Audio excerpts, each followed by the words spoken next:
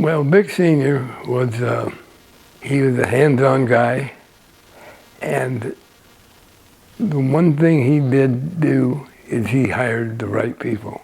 He hired Bobby Meeks, he hired Don Toll, he hired Fran Hernandez, he hired Bob Bradford.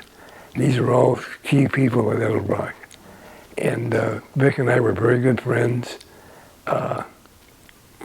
I think he took a liking to me in my early age and helped me wherever he could. Every once in a while, a barrel of nitro would show up on my doorstep that he would buy and have it delivered to me. And his first business, as I remember, was on Highland Avenue in Los Angeles. And there was a gas station in front, and he had his in the back.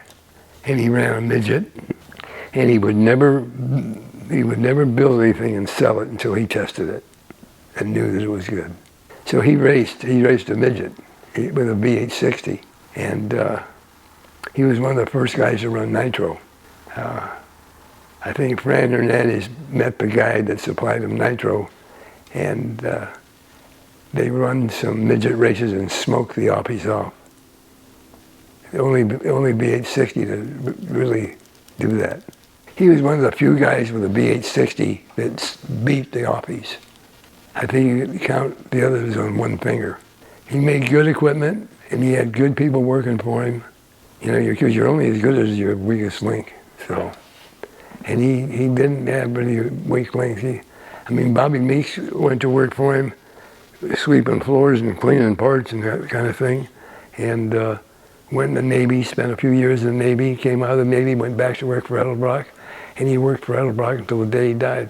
And Fran Hernandez, Fran worked for him a long time, and then Fran ended up going to work for Mercury. He moved back to Detroit, and he handled Mercury Racing Division. In fact, Fran had something to do with the design on this engine, the camera. And then Don Toll was a machinist, and Don Toll went to work for him early years and worked there until he died. But Bobby Meeks worked there the longest. Everything he touched was a winner, or he wouldn't touch it.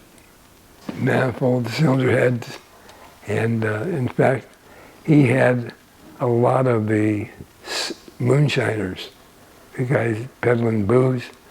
Edelbrock built them engines.